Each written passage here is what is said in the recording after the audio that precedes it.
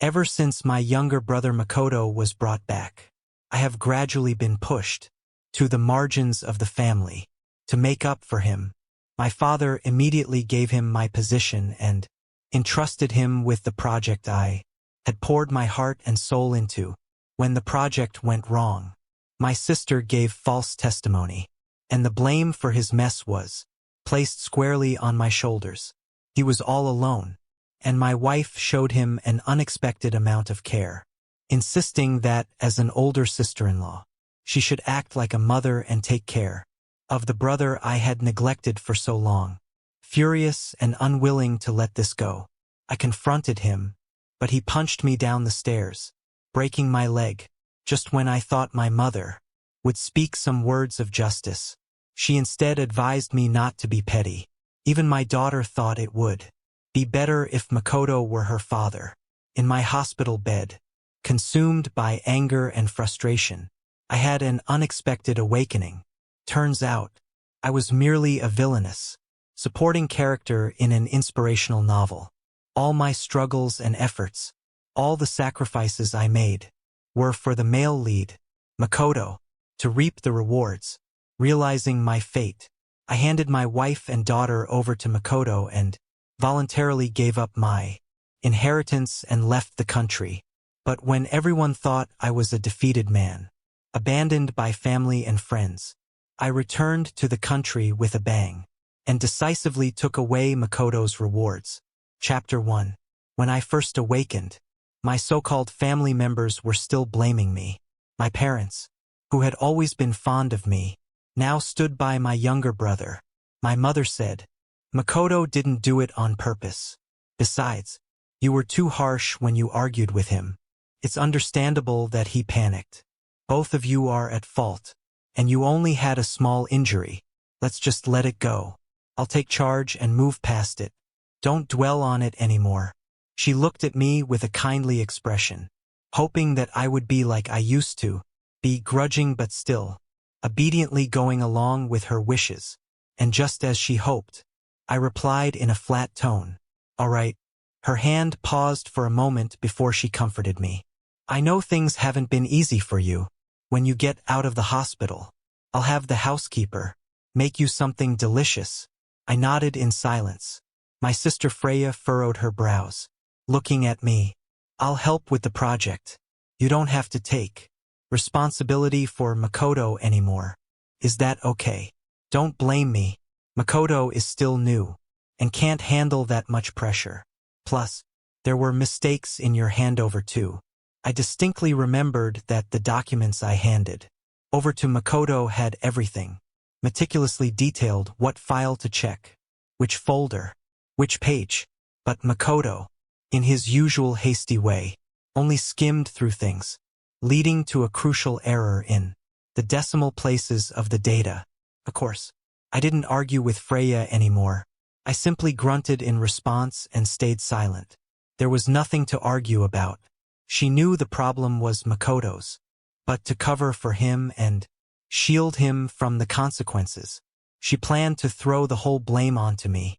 After my awakening, her so-called selfless elder sister persona became laughable to me.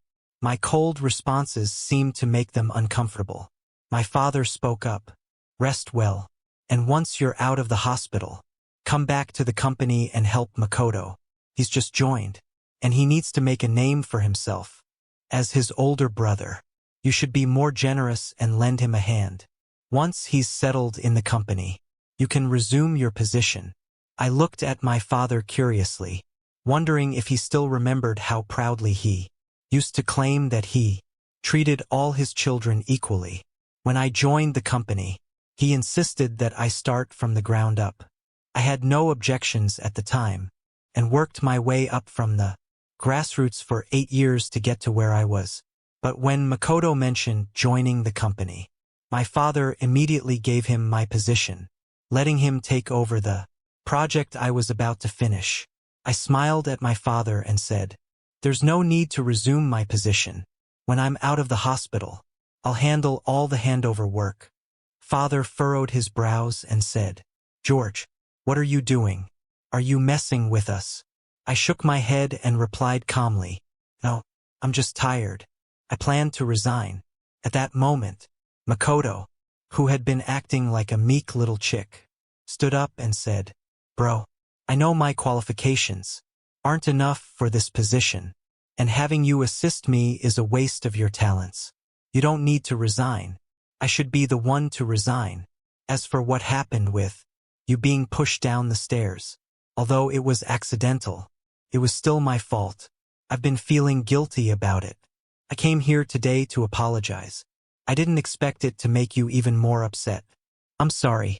He looked apologetic, but his eyes were full of calculation. Unfortunately, everyone except me saw only his expression.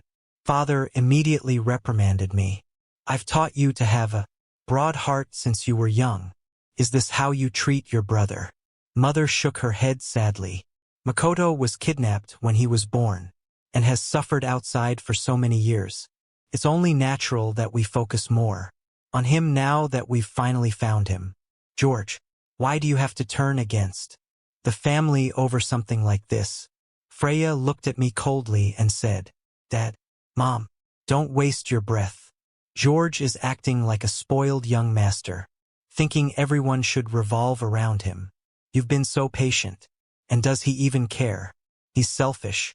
I barely managed to smile, inadvertently recalling how things used to be before Makoto came back. How warm my interactions with the family had been.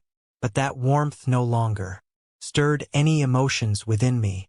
It seemed this was a side effect of my awakening, no longer swayed by unnecessary emotions. I calmly replied to them, yes, you're all right, but I'm tired now. Is that okay?" Freya snorted and was about to speak, but my father interjected. "All right, George needs rest. Let's head home for now. Once you're out of the hospital, we can talk properly as a family." Mother hesitated, then looked at me and said, "I'll come see you again in a few days." Makoto turned to the woman beside him. "Sister-in-law, please take good care of my brother. And Lily, remember to be obedient and not make your father angry." "Okay." Freya also said, "Sister-in-law, sorry for the trouble." Hearing the voices of the two siblings, I looked up to see Freya patting Willow's arm, while Makoto crouched down and gently admonished Lily, looking at the disdain and disapproval in their eyes as they glanced at me. I suddenly realized that in the midst of their silence, I had forgotten that my so-called wife and daughter were still in the room with me. Chapter 2. After my parents left, only Willow and Lily remained in the hospital room. Willow looked at me for a while and sighed. "You used to be so mature and composed. How did you become so unreasonable? Makoto is your brother, and after suffering all those years, you should take better care of him. Why are you always at odds with him?" I agreed, replying, "You're right. As the older sister-in-law, I should take care of him. I'll leave him to you from now on. I'm tired and need to rest." She stamped her feet in anger and said, "What kind of person are you? I've told you so many times. I take care of him because he's your brother. Can you clear your mind?" I was truly exhausted, so I didn't bother, reminding her that in just 6 months, her address of my brother had already changed to simply calling him Makoto. At that moment, I heard a childish voice, "Dad, it's so low of you to argue with your own brother." 7-year-old Lily pursed her lips, her eyes full of disdain and contempt. I used to find her precociousness amusing, but since Makoto appeared, her maturity had turned into attacks against me. She thought I was too strict with her, didn't care about her, always focused on work, while her uncle Makoto often brought her small gifts. She hated that I always gave her uncle trouble and thought it was terrible. She clearly took after her mother. I smiled bitterly and said, "If it's so low, just bear with it. Soon enough, you'll be free of it." I closed my eyes and added, "All right, I really need to rest now." Just before I closed my eyes completely, I saw a flash of surprise and unease in Lily's eyes. I heard Willow scolding her, saying, "What are you saying to a child? I didn't open my eyes to look at her, but her voice too held a trace of anxiety. What are these two mother and daughter up to? I kept my eyes shut, and after a while, I heard Willow's voice again. You rest and calm down. I'll take Lily home. As soon as they left the room, I heard Lily's voice outside. Mom, if only Uncle Makoto had been found sooner. Then it would have been him marrying you. And my dad would have been him. Willow's voice was calm as she responded. Don't talk nonsense. Then, the mother and daughter gradually walked away. I listened to their conversation, but no longer felt the heart-wrenching pain I had before. Instead, I quickly drifted off to sleep. I dreamed of the past. I remembered when my parents and my sister Freya were united, and we were a happy family. The Wong family had once been on the brink of bankruptcy, and with the money we had, we could only afford to send one of us abroad for studies. My sister insisted on letting me go, no matter what. During those hardest times, my parents never complained, never reduced my living expenses, and never mentioned the family's financial struggles. They were always worried about whether I was eating and sleeping well. Then I dreamed of Willow. We were college classmates, and after spending a lot of time together in the same club, I began to develop feelings for her. She told me that she knew there was a big gap between our family backgrounds, and she wanted to become better, so that she could be worthy of me. I insisted that my family never cared about social status, but she still rejected my financial support, insisting on splitting the living expenses and earning a scholarship through her own efforts. At that time, her love for me seemed so pure and sincere. I remembered once when one of her friends told her that a woman's youth is invaluable, that it's only natural to use a man's money, and that she shouldn't be fooled by me. As a result, Willow and her friend fell out and never spoke to each other again.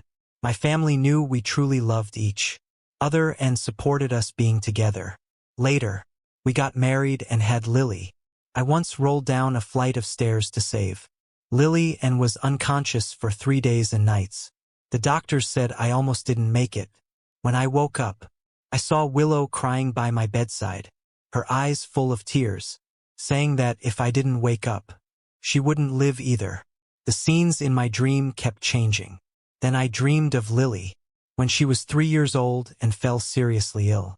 At that time, Willow was out of town and couldn't return. I was in charge of a major project for Wong, so I worked during the day and took care of Lily at night, sleeping only 10 hours over the course of 7 days. After she recovered, I fell seriously ill. Back then, little Lily, with her red eyes, said she wanted to grow up quickly so she could take care of me and not let me work so hard. Sometimes, I thought that my family love and my love life were perfect. Life had its struggles, but overall, it was going smoothly, and I was happy. I thought I would continue to be happy forever, until Makoto appeared in my life. When I woke up, I blinked, and the memories of that dream seemed so distant, as if I were watching someone else's story. Chapter 3. I stayed in the hospital for another 2 days, and after confirming that everything was fine, I was discharged. On the day I left the hospital, neither my parents nor Willow, who had said they would come pick me up, showed up. Instead, as I was hailing a cab, I saw Makoto's post on Moments. He wrote, "Thanks to my dad, mom, sister, sister-in-law, and little niece for coming early this morning to celebrate my birthday." I smiled and swiped past the post. They had indeed given me unforgettable family warmth, which is why I agreed, time and again, to give way to Makoto when they asked me to. But now, I felt that enough was enough. I still have a bright future ahead of me and can't keep drowning in this inescapable quagmire. When I got home, I began packing my things, and suddenly felt a wave of frustration. It wasn't because of them, but because I had lived in this house for so many years, and packing up all my belongings was going to take a lot of work. I kept packing until around 7 p.m. When the two of them came back, Willow opened the door and, upon seeing me, looked guilty as she said, "Sorry, honey. We were celebrating Makoto's birthday today and I forgot you were discharged. I just took Lily to the hospital and only realized you had already gone home." But soon, her tone shifted to one of reproach. She continued, "You should have let us know. You were leaving the hospital. You made me and Lily run all the way there for nothing. Don't tell me you're mad about something trivial again." I shook my head and replied, "No, just busy. Forgot to message you." She frowned and said, "How could you forget something like this? And what's so busy about just getting discharged?" I said, "Packing my clothes." She asked, "What's there to pack? By the way, Lily and I rushed to pick you up, but we didn't have time to eat." Lily walked over and awkwardly said, "I want shrimp noodle soup." This was her way of making up with me. Whenever we had an argument, she would soon come to me and ask for something she wanted to eat, and I would smile and go to the kitchen to cook it for her. Here I am, a vice president of a large corporation, managing so many employees. Yet for this mother and daughter, I would wash my hands and cook, learning to make meals. In the end, I had nothing and ended up in a miserable, tragic situation. What was it all for? But by now, I was also hungry, so I went into the kitchen, and out of the corner of my eye, I saw them both relax. 10 minutes later, I brought out a bowl of noodles and placed it on the table. Willow froze and asked, "Just one bowl?" Lily stopped in her tracks and asked, "Did you put chili in it? And chicken drumsticks?" Willow scolded, "How could you forget that Lily doesn't eat spicy food or chicken?" I took a sip of soup and smiled. "She doesn't eat it, but I do. I'm hungry too, so I thought it was fine to fill myself first." "No problem." The expressions of the mother and daughter immediately darkened. Lily said stiffly, "I'm not eating it." Willow shot me a cold glance and said, "I'll take Lily out to eat." I ignored their retreating figures and happily finished my bowl of noodles. Then, I went back to packing. Once I was almost done, I called my lawyer to discuss the divorce. I definitely couldn't use Wang's legal team. That would mean letting everyone know I was planning to divorce before I was ready. It was better to find someone I trusted more. Chapter 4. Willow and Lily didn't come home that night, but I wasn't bothered. After all, Willow was there as the mother, so there shouldn't be any problems. The next day, I went to the lawyer's office as planned. During the meeting, I received numerous calls, all from those so-called family members. I just muted the phone. When I finished the meeting and came out, it was already dusk. I randomly picked a number and called back. As soon as the call connected, I heard my mother's anxious voice. She said, "George, yesterday was Makoto's birthday, and we forgot to pick you up from the hospital. That's wrong. But you can't just ignore your wife and child like that. If it wasn't for them going to find Makoto, I wouldn't even know you're not taking care of them." I was speechless. The nanny was off that day, and there was no one at home. What else could I do? Besides, they aren't broke. They can go out to eat by themselves. She sighed. "Listen to Mom. Don't stay mad at your daughter-in-law. Makoto feels guilty too, and you're making him uneasy. Your dad and sister don't want to see him upset." I replied, "Does that include you too?" She said, "George, don't say that. Both you and Makoto are my sons." For Mom, the palms and backs of my hands are both the same. I asked in a neutral tone, "So, what do you want me to do?" She answered, "Just apologize first and make it up to them. Then explain to Makoto so he can feel better. What's the point of arguing over right and wrong in a family?" I laughed. "Fine, but I've been busy lately. I'll go see them in 2 or 3 days." She said, "You child." I didn't wait for her to finish. Hanging up the phone, I was thinking it's time to get the divorce over with.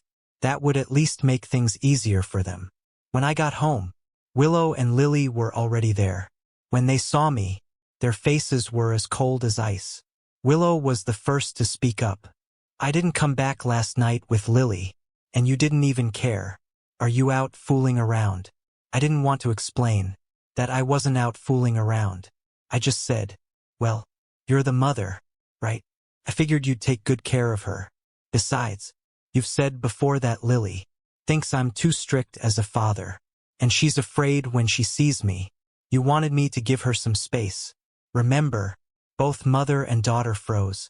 They must have remembered that time when they didn't come home late, and Willow's calls went unanswered, almost making me call the police, until I saw Makoto's post on Moments. I felt like a bucket of cold water had been dumped on me, from head to toe. The two of them had spent the day at a newly opened amusement park with Makoto, and in the evening, they had dinner together. Strangers thought they were a family of 3 and even offered to take a picture for them. Makoto's post had a photo of the 3 of them together, with a caption saying, "We were mistaken for a family of 3. LOL. He was using this to silence me, leaving me no excuse to confront him. After all, he had already said it was just for fun. After 10 p.m., I finally heard the sound of them opening the door. When I sharply questioned them, Willow replied disdainfully, "Lily needs her personal space, so don't be so controlling. And you didn't need to be in such a hurry. I'm the mother. Of course, I'll take care of Lily." Lily didn't speak, but her expression mirrored her mother's, cold and impatient. I shook off my thoughts and smiled at them. "I hope you had fun. I'll go wash up now. By the way, I've already eaten out. If you haven't, you can order takeout. The nanny won't be back until tomorrow." Lily suddenly spoke up, nervously saying, "There's a movie coming out next month. That's perfect for a family of 3 to watch. Next month.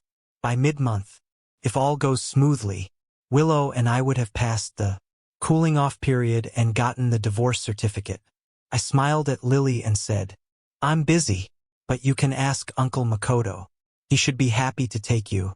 Lily stood there, a hurt expression flashing in her eyes. Her temper flared, and she said stiffly, "You're right. I'll go with Uncle Makoto then." With that, she stormed off to her room and slammed the door. Both mother and daughter were fond of slamming doors. Witnessing this, Willow angrily said, "George, have you had enough? Lily was trying to make amends, and you had to act all sarcastic. She's still a child. When did your heart become so small?" Then, her tone shifted, and she looked exhausted, saying, "George, I know you're mad at me. I can change. Lily will change too. Please don't act like this, okay?" If she had said this any day, before I went to the hospital, I would have told myself to let the past go. After all, they were my wife and child. I should trust them. But now it was too late. For the past 3 years, after every argument, I wanted to sit down and have a heart-to-heart talk with her. I just wanted to talk to her. But every time, Willow would inexplicably shift the topic and accuse me of not admitting my faults. In the end, it would always turn into her criticizing me, and Lily would bluntly tell me she didn't want to listen. If I wanted her to get closer to me, I had to learn from her uncle, Makoto, on how to interact with her, instead of being so strict. Now, I had learned, but they weren't happy with it. Chapter 5. On Monday, I sent my resignation letter to Freya's email and began writing handover documents.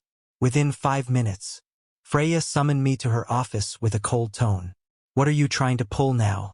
I replied, "Resigning. What else would it be?" She let out a laugh, as if she had heard a joke. She said, "How old are you? Still trying to threaten people with resignation?" Freya suddenly appeared somewhat helpless and said, "George, I apologize for my sister's attitude before, but why can't you get along with Makoto? He's not even adopted. He's our biological brother. I had once hoped for that too, but Makoto didn't want it. From the first day he entered the house, I saw the jealousy and hostility in his eyes. Makoto was determined to take everything that mattered to me, and I was tired. I no longer wanted to fight him. Of course, Freya wouldn't believe it, So I said nothing and just looked at her. It seemed like she realized I was serious, and her expression grew increasingly grim. Finally, she coldly said, "If you want to resign, talk to Dad about it." I nodded. "I will, but you'll follow the process here too. Also, hurry up and find someone to take over my responsibilities, whether it's Makoto or anyone else. In a month, I'll be gone." Freya bit her lip and said, "Then leave." I turned to walk out, but when I reached the door, she called me back. "Are you resigning to save your relationship with Willow and Lily? If so, I can talk to them." I interrupted her. "I'm doing this for myself. I'll leave now." After work, I received a call from my father, inviting me to dinner at home on Saturday. He also mentioned that Willow and Lily would be there. After hanging up, I received a call from the lawyer, saying the divorce agreement had been drafted and would be sent to my email for me to review. I felt a surge of energy and quickly went home to check my email. After reading through it carefully, I was very impressed with the lawyer's efficiency and professionalism. The door opened, and Willow and Lily had returned. They were an hour later than usual. I checked WeChat and didn't see any posts from Makoto, unsure whether I had been blocked, or if he simply hadn't posted anything. However, considering it takes about half an hour from school to home, they probably didn't have enough time to eat with Makoto. Willow looked tired. She looked at me and said, "Today, I went to pick up Lily. Her teacher said she hasn't been paying attention in class lately and has been very irritable, often arguing with her classmates. George, no matter how angry you are, can you put it aside for now? Lily is still your daughter. You're her father, and you can't just ignore her." I looked at Lily. Every time I disciplined her, she'd run and hide behind her mother, crying and complaining. Willow would take the opportunity to scold me, saying my method was too harsh, that children need to be spoken to, not punished. I could discipline her, but did she really need it? I crouched down in front of her and asked, "Lily, is something bothering you? If you want to talk about it, I'm here. If it's within my power, I'll help you." Willow was right about one thing. Lily was my daughter, whether she was an adult or not. At least for now. Couldn't let a 7-year-old go down the wrong path. Lily pressed her lips together and said without hesitation, "I want my dad to always be my dad." I patted her head and promised, "As long as you recognize me, I'll always be your dad." I turned to look at Willow, who also had a cold expression. She said sharply, "Of course, she'll recognize you. What are you even talking about?" This didn't match the plot I knew.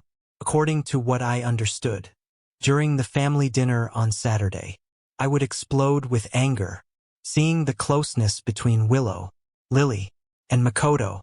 Willow would be completely disappointed in me and ask for a divorce. Lily would point at me, saying she didn't want such a cruel man as her father. I had no expectations of Willow, but I couldn't deny that Lily still tugged at my heart. So, this was her last chance. Chapter 6.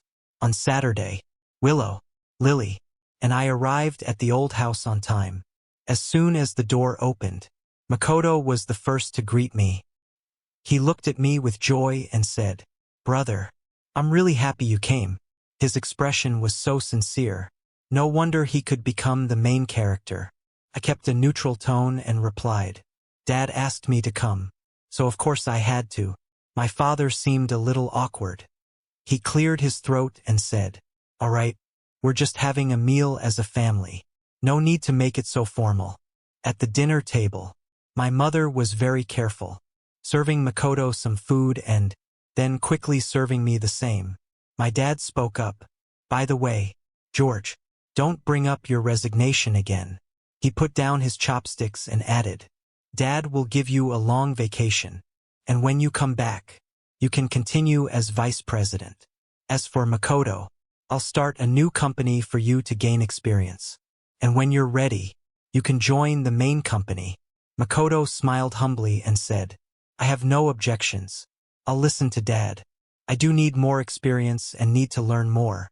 But the way he gripped his chopsticks was so tight that he nearly broke them. Freya looked at me with a smile and asked, "Is the young master satisfied now?" I smiled politely. Makoto wasn't someone who would passively take a beating. He certainly had something up his sleeve. After dinner, my mother pulled me to a side room to chat. She asked how I was doing, and it felt like things were back to the way they were before Makoto came. But still, something felt different. After talking with my mother, I went to the living room and heard voices coming from the garden. I walked over to see. In the garden, Lily was looking down, too shy to meet Makoto's eyes. She said, "Sorry, Uncle. I decided to go watch the movie with Dad." Then she added hastily, "But I'll watch other movies with you later." Makoto's face paled slightly, but he gently reassured her. "Silly child. There's no need to apologize. Watching a parent-child movie with your dad is completely normal." Willow looked at them with tenderness in her eyes and said softly, "If only George cared as much as you do, Uncle." Makoto, understanding, said, "Sis, don't say that. Brother acts this way because he cares about you all. Sometimes I wonder, if I hadn't come back to this house, would that have been better for everyone?" Willow quickly interrupted, "Don't say that. We never thought that. Lily likes you very much." Lily nodded repeatedly, saying, "Uncle, I've always hoped you could be my dad. But Mom says Dad has done a lot for me, and I can't make him sad." At this moment, Makoto noticed me, from an angle where Willow and Lily couldn't see. He made a smug gesture with his mouth, "Trash." Then, pretending to be surprised, he called out to me, "Brother." Willow and Lily were both startled and looked over at me, their faces filled with panic. Makoto took 2 quick steps, grabbed my hand, and explained, "Brother, please listen to me. Just hear me out, okay?" His voice even had a hint of a sob. I calmly pried his hand away. Willow pursed her lips and said, "All right. Makoto didn't mean anything by it. We didn't say anything wrong. George, don't be like this." I was speechless. I hadn't said anything or done anything yet, though Lily was nervous. She stepped forward and stood in front of Makoto, afraid I would hurt him. Makoto said, "Sis, Lily, can you both leave for a moment? I want to speak to brother alone." Though they were worried, they listened to Makoto and left, looking back at me and him constantly. I knew that wasn't worry for me, it was concern for Makoto. Once it was just the two of us. Makoto's expression changed. He sneered and said, "Does it hurt to see the person you care about only care for me?" "Brother." I was puzzled and asked, "Why do you have so much hatred for me? I was only 2 when you were taken away." Makoto gradually became unhinged. "Because I can't accept it. But, after all, are we both sons of the Wong family? You've lived like a young master for over 20 years, while I've lived worse than a beggar. I know you look down on me, because I only graduated from college. But I've been tortured by those 2 scumbags since I was young. I had to do all the household chores and never had time to study. I only managed to get into college because that family had an accident and died while I was in high school. That's when I was finally free. So I hate you. I will take everything you care about, everything you love."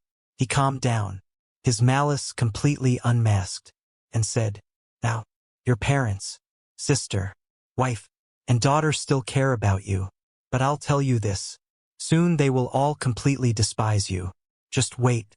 I asked calmly, "I thought you were jealous, because you missed Mom and Dad, and maybe even fell in love with my wife."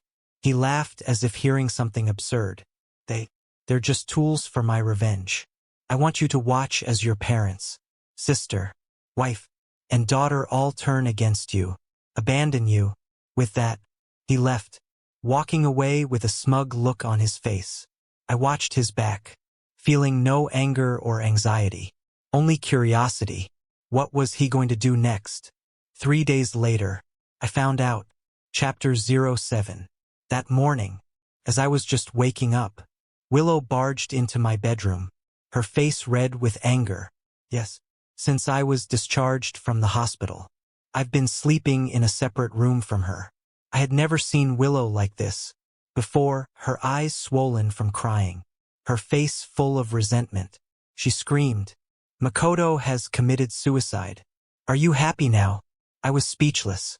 When we arrived at Makoto's hospital room, I saw my parents and Freya, all with red eyes, gathered around his bed. Lily rushed over and cried, "Uncle, what happened to you? Don't scare me."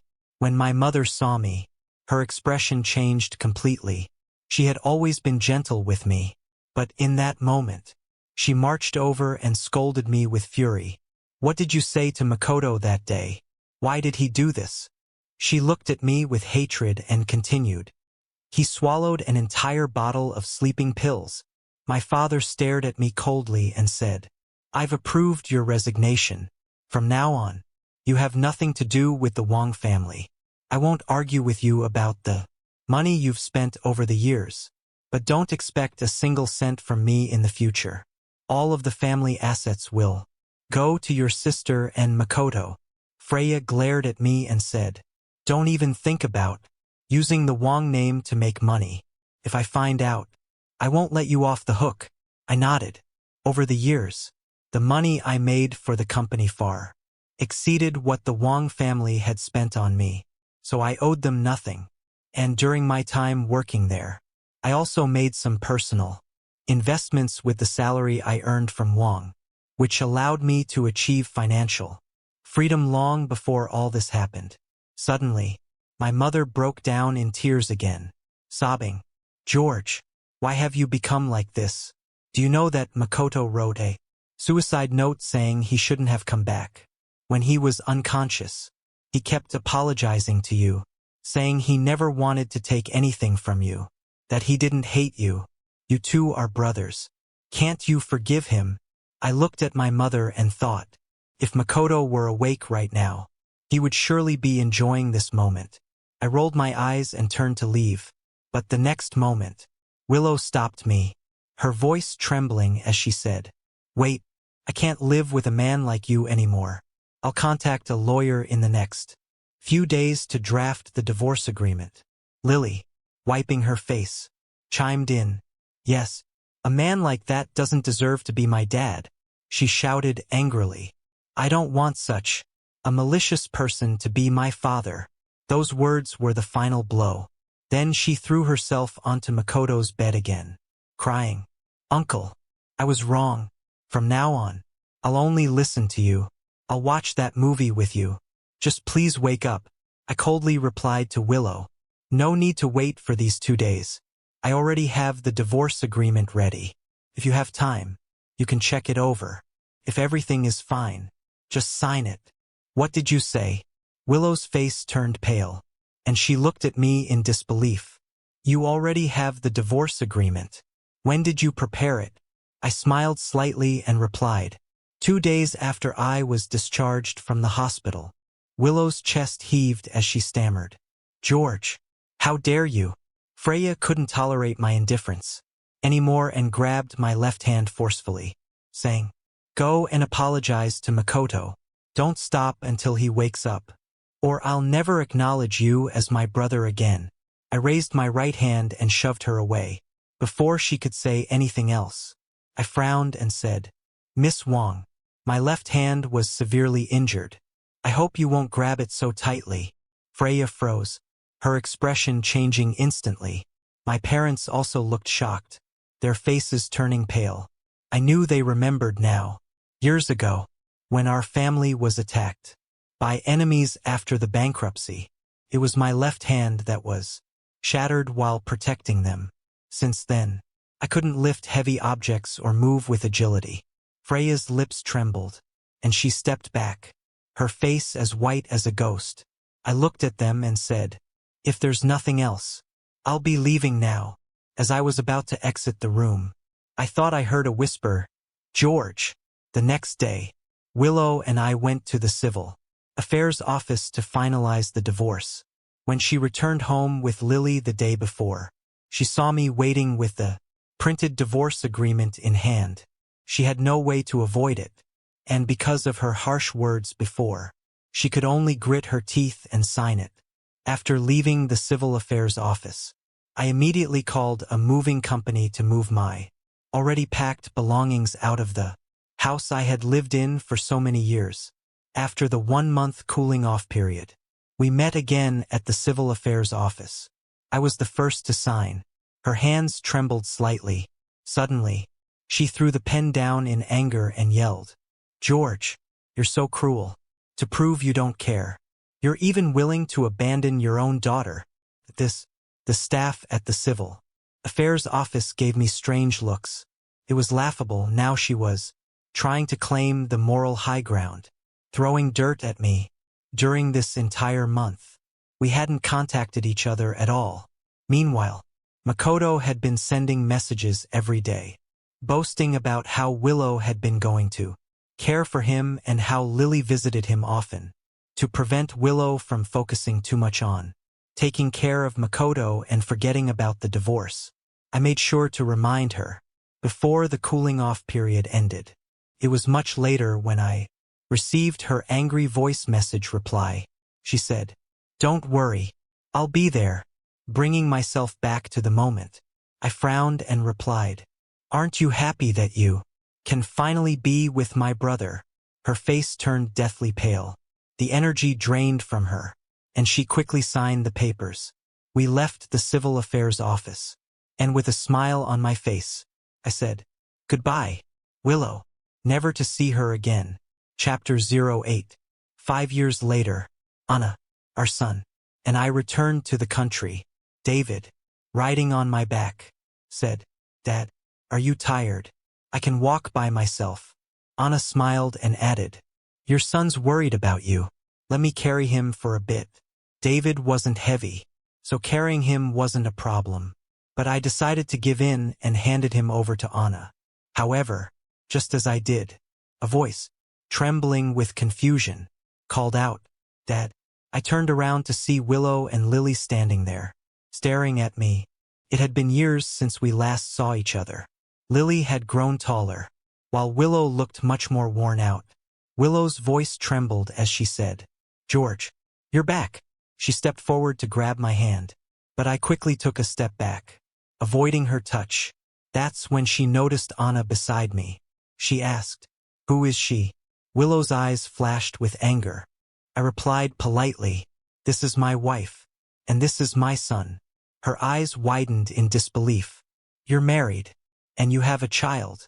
David tilted his head in confusion and asked, "Dad, who are they?" Lily retorted, "He's my dad, not your dad." Like an angry little lion, she rushed toward me, but I quickly stepped in front of George and pushed her back. She froze, tears welling up in her eyes, and said, "Dad, don't you want me anymore?" She cried and sobbed, saying, "I was wrong, Dad. I shouldn't have believed that bad person. Please come back. I only want you as my dad. I won't trust anyone else again." Willow's eyes were red as she said, "Why didn't you give us the recording earlier? If I had seen it sooner, I wouldn't have married that bastard Makoto." At that moment, a Cullinan stopped by the roadside, and the driver quickly got out and walked toward us. The driver said, "Madam, I'm sorry I'm late." I gestured for Anna to take David and get in the car first. She gave me a glance and whispered in my ear, "Come back soon, or I'll get jealous." I shot her a look and replied, "My taste isn't bad enough to go back to someone like her."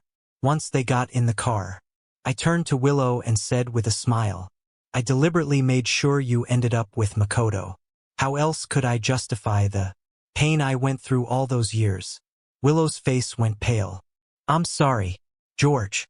I knew you wouldn't forgive me and Lily, but I still held on to a glimmer of hope." Lily was crying uncontrollably.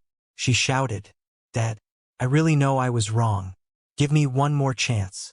Just one last chance."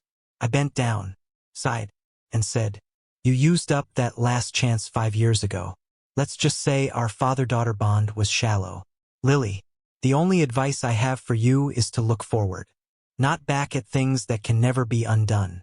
She wanted to say more, but I didn't give her the chance. I turned and got into the car. A month after I left, Willow married Makoto, and my father officially appointed Makoto as vice president of Wong. I kept an eye on them, and after Makoto had secured his position and Willow got pregnant, I sent a recording to Wong's family and Willow's phone. It was of the conversation between Makoto and me in the garden of the old house. After sending it, I stopped caring about them, until today. Once we got in the car, Anna, along with our domestic branch employees, greeted me, and she started reporting on the recent situation of the Wong family and Willow and Lily. In short, things hadn't gone well for them. After Willow learned the truth, she broke down. No matter how much Makoto begged her, she insisted on divorcing him, even though she was pregnant, and had to terminate the pregnancy. During an argument, Makoto missed a step and fell down the stairs, breaking his leg. Willow held a grudge against him for his actions and refused to call for help. By the time they got him to the hospital, his leg was beyond saving, and he would walk with a limp for the rest of his life. Makoto tried to get Wong's family to intervene, but they saw him as a foe. After receiving the recording, his mother avoided him. His father cruelly mocked him, saying that a disabled man didn't deserve to inherit the Wong family business, and Freya even kicked him out of the house. With nowhere else to go, he clung to the idea of not divorcing. But Willow grew more and more distant, even moving to another house with Lily. Makoto, filled with resentment, secretly sold the confidential information he had collected about Wong and Lu companies to rival firms. Both companies suffered significant setbacks in crucial projects. Their cash flows were cut off, and they nearly went bankrupt. Now, both companies were barely holding on, having to sell assets and downsize. Makoto, on the other hand, was sent to a care facility by the angry families of both companies. Freya spared him from the asylum, but the facility he was sent to was a beautiful, peaceful place. Though he would never leave, he would likely remain there for years, and eventually, he might even end up in the asylum after all. When I heard this, I chuckled and said, "Well, I should thank Makoto. Without him, we wouldn't have gotten this advantage." Anna and I had come back to handle the acquisition of Wong and Lu's assets. Anna smiled, wrapping herself around me, and said, "So it's all thanks to you, right? Didn't you sell their company secrets?" She then remembered something and looked worried. "I saw your daughter crying and begging today. You didn't soften, did you? You didn't, right? You can't be soft-hearted." I rubbed my forehead, exasperated. "Are you done yet?" Glancing at our son, who had already fallen asleep, I softened and said, "David's my only child." She snorted. "Well, that's better," I said. "Wife, if you're so worried, why don't we have more kids? Let's have a few more." "Oh, wait, I'm sorry, wife." Before I could finish, Anna angrily pinched my arm. Chapter 09. During my time back in the country, my father, mother, and Freya all came to see me, but each time, I avoided them. Eventually, I couldn't avoid them anymore and had to face them. Years had passed, and my parents had aged significantly. Even Freya had a few strands of white hair, clearly showing how much they had been burdened by the company's issues over the years. My mother grabbed my hand, tears in her eyes. My father sighed deeply, and Freya hesitated. But in the end, she didn't say a word. They apologized, begged for my forgiveness, admitting that they had been blinded by their own judgments and didn't realize how wicked Makoto was. They said they hoped I would return and that the family business would still be mine to inherit. I politely declined, saying, "I'm here today to tell you that my connection with you ended 5 years ago. I hope you won't come looking for me anymore. If you do, I can't guarantee how much Wong's assets will sell for." Without waiting for their reaction, I stood up and left. Behind me, I could hear their regretful sighs. Felt like a lifetime ago. After that, they never came to find me again. As for Lily, I don't know what Willow told her, but they never appeared in front of me again. However, on the day Anna, David, and I were leaving for country after handling the acquisition, our bodyguard informed us that 5 people, 4 adults and 1 child, had been secretly watching us at the airport. The bodyguard was someone Anna hired, worried that these people might harass me again. David, a bit anxious, asked, "Are they the people who said they were from Dad's family?" I smiled and pinched his cheek. "They're just unrelated people." After we entered the boarding gate, I received a few messages from unknown numbers on my phone. I glanced at them, and they all contained words like "forgive me," "I'm sorry," and "I'll always wait for you." I didn't open them in detail, and simply deleted them all at once. The people who abandoned me are part of yesterday's past. But it's okay. I looked at Anna and David. At least, fate allowed me to find the one who truly loves me.